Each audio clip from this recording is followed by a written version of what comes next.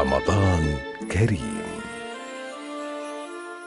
أستغفر الله العظيم أستغفر الله العظيم أستغفر الله العظيم الذي لا إله إلا هو الحي القيوم وأتوب إليه إلى حضرة النبي المصطفى رسول الله صلى الله عليه وآله وسلم. الفاتحة. أعوذ بالله من الشيطان الرجيم. بسم الله الرحمن الرحيم. الحمد لله رب العالمين الرحمن الرحيم مالك يوم الدين. إياك نعبد وإياك نستعين اهدنا الصراط المستقيم صراط الذين أنعمت عليهم غير المغضوب عليهم ولا الضالين آمين. Assalamualaikum warahmatullahi wabarakatuh. Bismillahirrahmanirrahim. Alhamdulillahilladzi ja'ala syahra Ramadan sayyidash syuhur wa anzalal Qur'an kama anzala fihi at-Taurata wal Injila waz Zabur wa farada siyamahu wa dha'afa li shaimihil ujur wa faddala qiyamahu wa rattaba alaihi al-jazaa al-ma'thur wa ala alihi wa ashabihi al-a'immatil budur amma ba'd. Para pemirsa kaum muslimin dan muslimat dimanapun berada, alhamdulillah wa syukrulillah, kita panjatkan kehadirat Allah subhanahu wa ta'ala yang telah memberikan taufik dan hidayahnya sehingga pada kesempatan siang hari ini kita masih diberikannya nikmat kesehatan, nikmat waktu senggang, dan kita bersama-sama dapat mengikuti pengajian rutin online yang dilaksanakan oleh Badan Pengelola Masjid Raya Darussalam Kalimantan Tengah.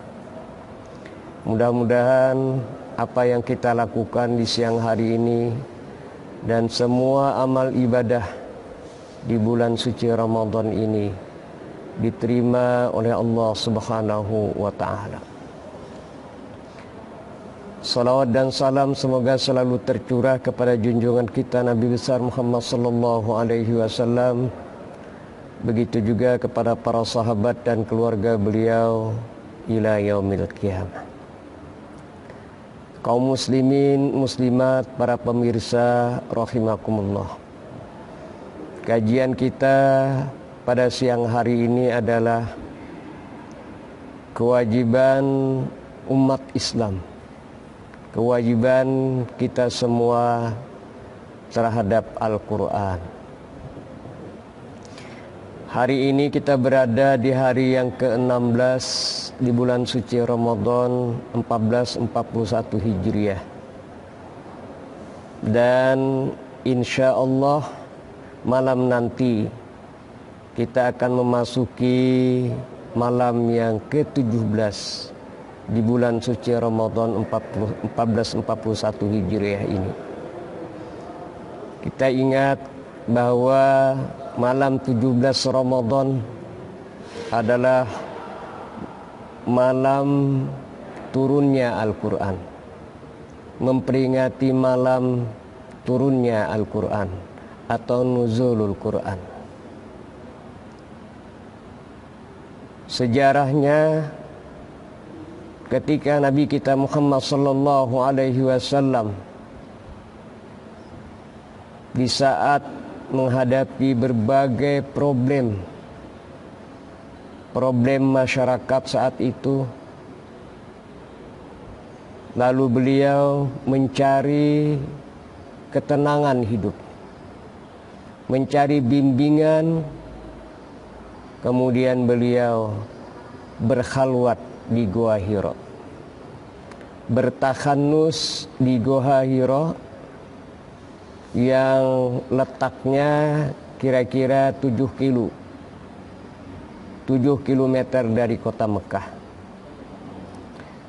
Dalam sejarah disebutkan bahwa kurang lebih 30 malam atau ada yang mengatakan 40 malam beliau bertakhanus di Gua Hira itu. dan meminta bimbingan,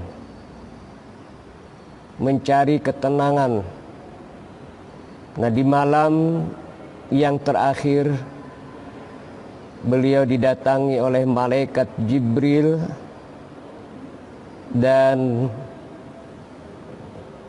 menemui Rasulullah sallallahu alaihi wasallam, Nabi kita Muhammad sallallahu alaihi wasallam. Malaikat menyerupai manusia. Malaikat Jibril berbentuk manusia, kemudian lalu beliau malaikat berkata kepada Nabi kita Muhammad sallallahu alaihi wasallam, "Ya Muhammad, Iqra." Wahai Muhammad, baca ini. Dijawab oleh Nabi Muhammad, "Ma ana biqari." Saya tidak bisa membaca. Sampai 3 kali diulang, "Iqra ma ana biqari." Iqra ma ana biqari. Kemudian lalu malaikat Jibril membaca, "Iqra bismi rabbikal ladzi khalaq. Khalaqal insana min 'alaq. Iqra wa rabbukal akram. Alladzi 'allama bil qalam. 'Allamal insana ma lam ya'lam." Surah Al-Alaq ayat 1 sampai ayat 5. Inilah ayat-ayat atau wahyu yang pertama diturunkan kepada Nabi kita Muhammad sallallahu alaihi wasallam. Dan di malam itulah lalu disebut dengan malam Al-Qadar. Jadi turunnya pada malam 17 Ramadan dan disebutkan sebagai malam Al-Qadar, malam penentuan. Penentuan Nabi kita Muhammad sallallahu alaihi wasallam diangkat menjadi nabi dan juga sekaligus sebagai rasul. Sekaligus mulai malam itu Nabi kita Muhammad sallallahu alaihi wasallam mendapatkan bimbingan dari Allah lewat malaikat Jibril. Dengan turunnya Al-Qur'an, wahyu dari Allah Subhanahu wa taala sepanjang 23 tahun lamanya. 13 tahun di Mekah, kemudian 10 tahun di Madinah.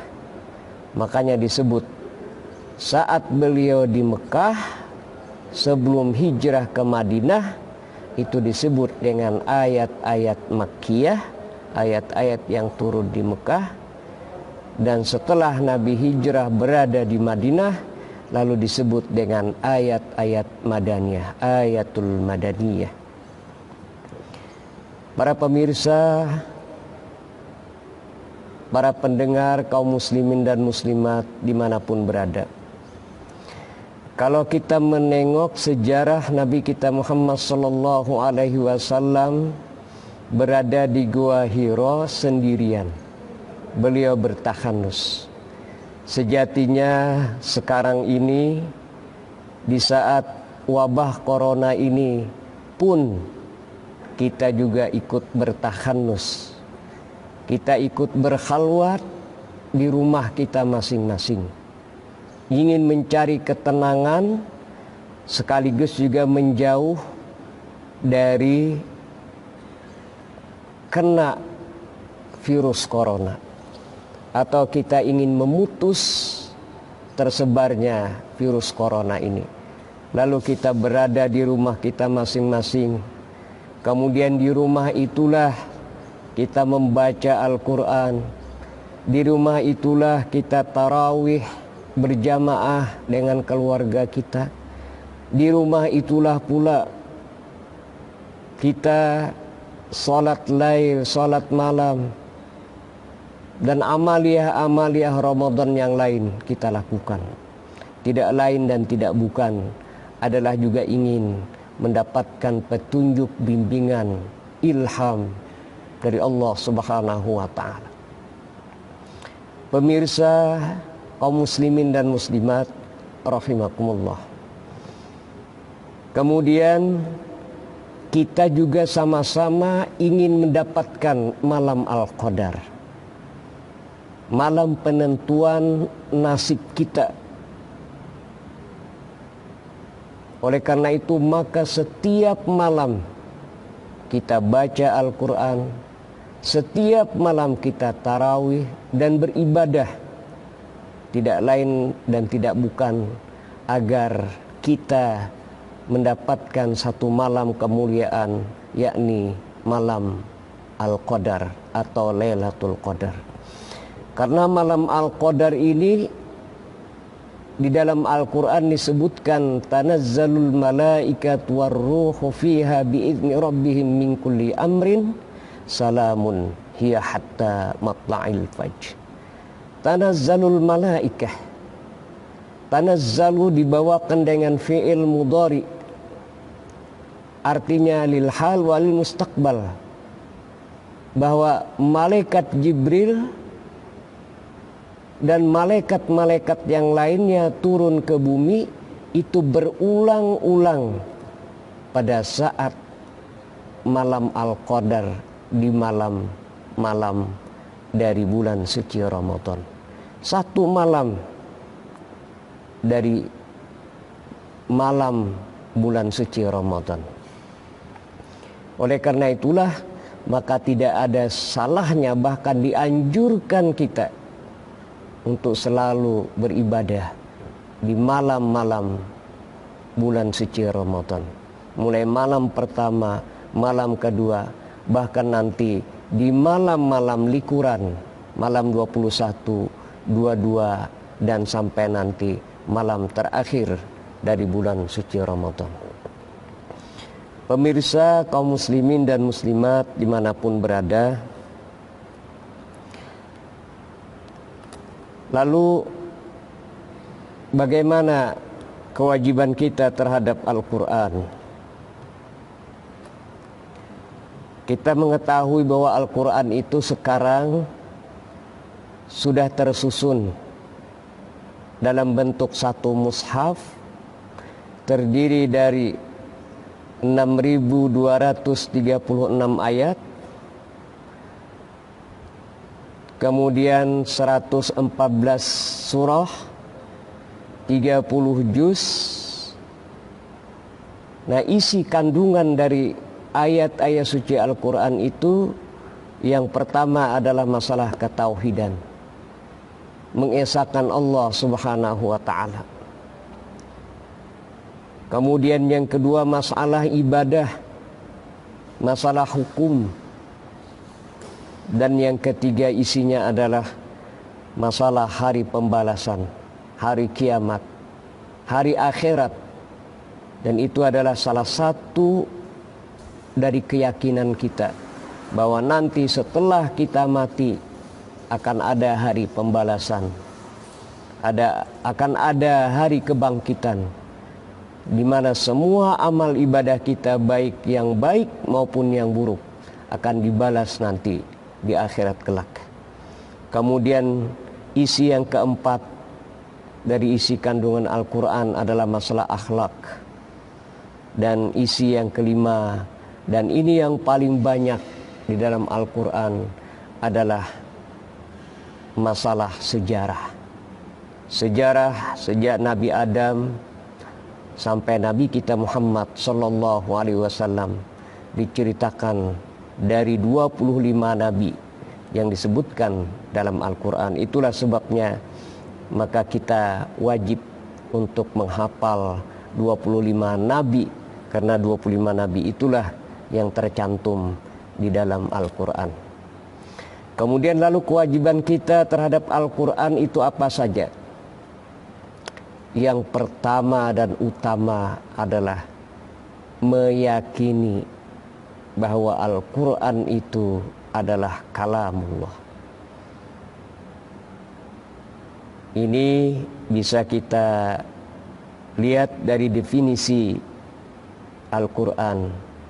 Al-Quran huwa kalamullah al-mu'jiz. Al-Quran adalah kalamullah yang merupakan mukjizat Nabi kita Muhammad sallallahu alaihi wasallam. Al-munazzalu 'alan Nabi sallallahu alaihi wasallam, yang diturunkan kepada Nabi kita Muhammad sallallahu alaihi wasallam, al-maktubu fil masahifi, yang tertulis di dalam mushaf Utsmani, al-manqulu bitawaturi, kemudian yang disebarkan, yang ditulis dengan mutawatir, yang tidak mungkin berbohong karena banyak yang diriwayatkan oleh orang banyak. Al-muta'abbadu bitilawatihi, dan juga beribadah atau dinilai ibadah bagi orang yang membaca Al-Quran. Jadi setiap orang yang membaca Al-Quran itu dinilai ibadah di sisi Allah Subhanahu wa ta'ala. Jadi yang pertama kewajiban kita adalah mengimani Al-Quran adalah kalamullah.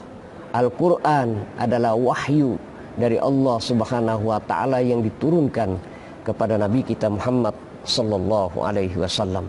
Dan ini adalah mukjizat sepanjang zaman. Al-Quran diteliti, ditafsirkan dari berbagai masa, berbagai zaman, dan selalu salihun likulli zamanin wa makanin, sesuai dengan keadaan, sesuai dengan waktu. Dan Al-Quran itu mengandung sisi-sisi yang saling melengkapi, bagaikan berlian. Siapapun yang melihat dari satu sisi kanan akan terpancar sisi kanannya yang luar biasa. Siapa yang melihat dari sisi kiri, maka akan terpancar tafsiran yang berbeda dengan sisi kanan. Inilah kemukjizatan Al-Quran. Pemirsa kaum muslimin dimanapun berada, itu kewajiban kita pertama, meyakini. Kemudian kewajiban kita yang kedua, yang tidak kalah pentingnya adalah membacanya. Jadi setelah kita meyakini, lalu kita membaca Al-Quran. Kita disuruh iqra, bacalah. Dan Nabi kita Muhammad sallallahu alaihi wasallam bersabda, iqra'il Qur'an fa innahu ya'ti yaumal qiyamah syafi'an li ashabih. Iqra'ul Qur'an, baca olehmu Al-Quran, karena nanti di hari kiamat Al-Quran itu nanti akan menjadikan syafaat, membantu bagi orang-orang yang membacanya. Jadi kewajiban kita yang kedua adalah membaca Al-Quran. Oleh karena itulah bacalah secara istiqomah, apalagi di bulan suci Ramadan ini. Kalau Imam Asy-Syafi'i rahimahullah di masa lalu, beliau mengkhatamkan Al-Quran di bulan suci Ramadan 60 kali. 60 kali selama bulan suci Ramadan. Berarti satu hari beliau menamatkan atau mengkhatamkan 2 kali. Nah, mampukah kita seperti itu? Rasanya berat. Oleh karena itulah kita mungkin hanya mampu paling tidak ya sehari bisa 1 juz, atau sehari semalam bisa 2 juz. Ya paling tidak 1 Ramadan ini kita mampu untuk membaca Al-Quran minimal 1 juz. Itu tekad kita, apalagi kita berada di rumah, work from home, bekerja dari rumah, kemudian belajar di rumah, kemudian beribadah juga banyak di rumah. Mari kita manfaatkan kesempatan yang baik ini untuk banyak-banyak membaca Al-Quran, karena itu tadi dinilai ibadah di sisi Allah Subhanahu wa ta'ala. Dan orang yang membacanya akan tenang, tenang hidupnya, bahagia hidupnya. Bahkan yang membaca Al-Quran pun itu nanti beserta malaikat. Beserta malaikat nanti di akhirat. Al-mahiru bil Quran ma'as safaratil kiramil barorah. Orang yang mahir, bagus bacaan Al-Qurannya, maka nanti dia akan bersama para malaikat, jajaran malaikat nanti di akhirat. Walladzi yaqra'ul Qur'an wa yata'ta'u fihi. Sedangkan orang yang membaca Al-Quran dengan terbata-bata dalam membacanya itu, wa huwa syaqqun fih, dia juga rasa berat lidahnya, falahu ajran, dia juga mendapatkan 2 pahala. Yang pertama pahala membaca, dan yang kedua pahala dia berusaha untuk bisa membacanya itu. Ya, contoh orang yang tak tahu. Kalau orang yang mahir, dia sudah bagus bacaannya. A'udzubillahi minasyaitonirrajim. Bismillahirrahmanirrahim. Alif lam mim. Dzalikal kitabu la raiba fihi hudan lil muttaqin. Alladzina yu'minuna bil ghaibi wa yuqimuna as-salata wa mimma razaqnahum yunfiqun. Itu sudah derajat mahir, bagus bacaannya dengan tartil. Tapi yang wayata'ta'u, yang sulit dia mengucapkan Bismillahirrahmanirrahim. Alif alif alif lam lam mim. Zalikal kitabu la raib. Nah, orang yang seperti ini tetap dia mendapatkan pahala di sisi Allah. Bahkan 1 huruf yang dibacanya dibalas dengan 10 kebaikan. Artinya betapa rahmat Allah yang luar biasa kepada orang yang membaca Al-Quran. Walaupun dia tak tahu, berat lidahnya.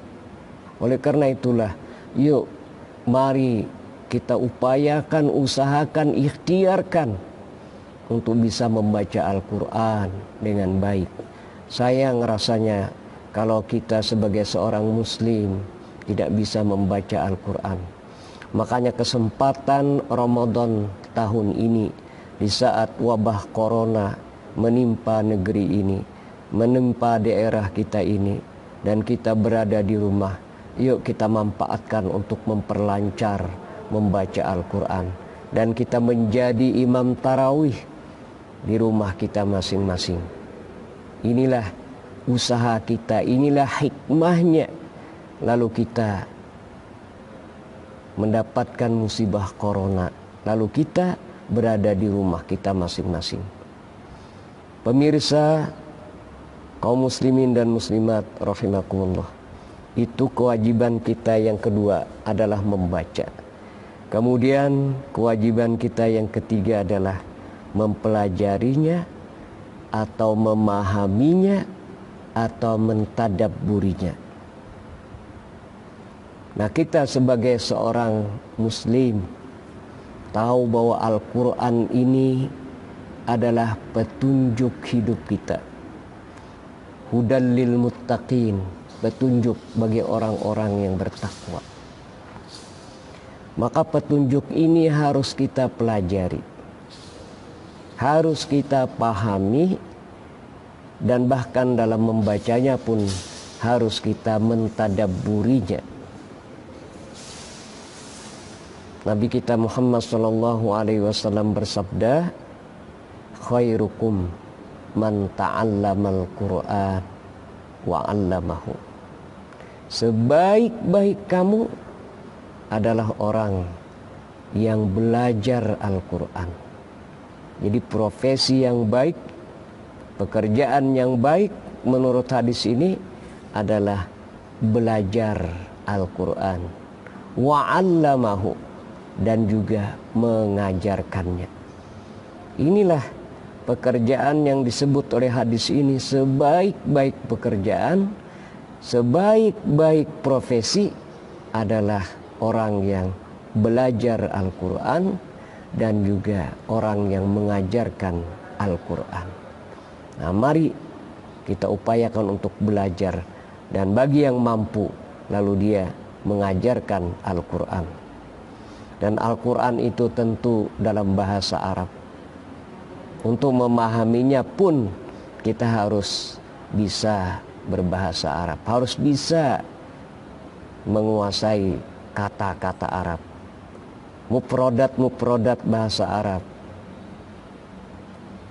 Agar apa? Agar nanti kita mampu mentadabburinya. Inna anzalnahu Qur'anan Arabiyyan la'allakum ta'qilun. Sesungguhnya kami, kata Allah, menurunkan Al-Quran itu dalam bahasa Arab agar kamu mampu memahaminya, mampu memikirkannya. Kemudian disuruh juga kita mentadabburinya. Afala yatadabbaruna al-Quran. Apakah kamu tidak memikirkan, mentadabburi ayat-ayat suci Al-Quran? Am ala qulubin aqfaluha, ataukah justru hatimu tertutup? Nah, ini satu pertanyaan yang meminta jawaban. Nah, meminta jawaban kepada kita. Afala yatadabbaruna al-Quran. Apakah kamu tidak mentadabburi Al-Quran? Banyak ayat-ayat Al-Quran yang perlu ditadabburi, yang kalau kita pikirkan, renungkan, luar biasa kemaha besaran Allah Subhanahu wa taala, kemaha kekuasaan Allah Subhanahu wa taala. Ya, seperti kita dalam surah Al-Ghasyiyah itu, afala yanzuruna ilal ibili kaifa khuliqat wa ilas samai kaifa rufi'at wa ilal jibali kaifa rufi'at wa ilal jibali kaifa nusibat wa ilal ardi kaifa sutihat. Fadzakir innama anta mudzakir. Ini ayat-ayat yang perlu tadabbur. Mengapa? Coba pikirkan, langit bagaimana terangkat, bumi bagaimana terhampar. Kaum muslimin dan muslimat rahimakumullah. Belum lagi banyak rahasia-rahasia ilmiah yang terdapat di dalam Al-Quran. Ini kewajiban kita yang ketiga, mempelajarinya, memahaminya, dan juga mentadabburi. Itulah sebabnya malaikat Jibril meminta kepada Nabi kita, Iqra, sampai 3 kali. Iqra, Iqra. Iqra yang pertama baca dengan biasa, Iqra yang kedua baca dengan pemahaman, Iqra yang ketiga baca dengan penghayatan. Ini yang diharapkan, bagaimana kita bisa menghayati bacaan-bacaan Al-Quran. Bagi orang yang mampu memahami, mentadabburi, dan menghayati, maka kalau dia membaca Al-Quran seolah-olah dia berdialog dengan Allah Subhanahu wa ta'ala, seolah-olah dia berkata-kata, berdialog dengan Allah Subhanahu wa ta'ala. Bahkan dia akan menjiwai apa yang dia baca. Makanya orang yang menjadi imam atau membaca Al-Quran dengan tawadhu, kemudian dengan memahaminya, tentu dia akan masuk ke dalam hatinya dan membekas di dalam hatinya. Jadi semakin dia membaca Al-Quran dan memahaminya, insya Allah akan semakin banyak yang dia dapatkan.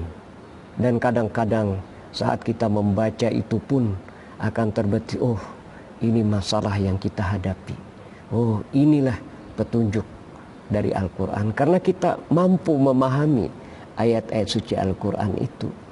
Nah, inilah pentingnya kita mempelajari, memahami, dan mentadabburinya. Ini kita upayakan juga, kita usahakan terus untuk mampu belajar dan terus belajar. Jadi kalau kita baru bisa membaca, kemudian nanti kita tingkatkan mempelajari isi kandungannya.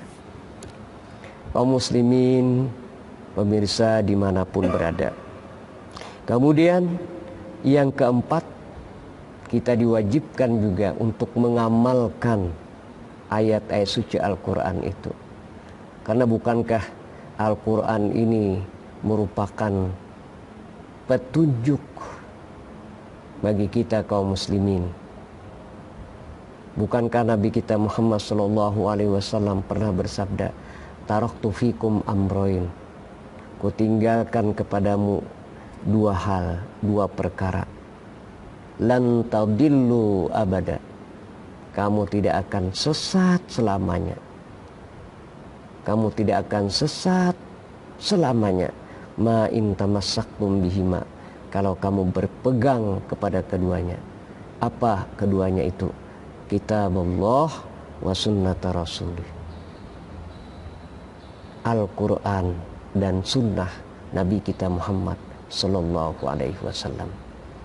Oleh karena itulah, mari kita amalkan apa saja. Contoh umpamanya masalah aqimus shalah, banyak sekali disebutkan dalam Al-Quran. Kita amalkan dalam bentuk kita sholat. Wa atuz zakah, keluarkan zakat, kita amalkan. Bagi yang punya kemampuan, yuk kita keluarkan zakat. Masalul ladzina yunfikuna amwalahum fi sabilillah kamathali habbatin ambatat sab'a sanabil fi kulli sumbulatin mi'atu habbah.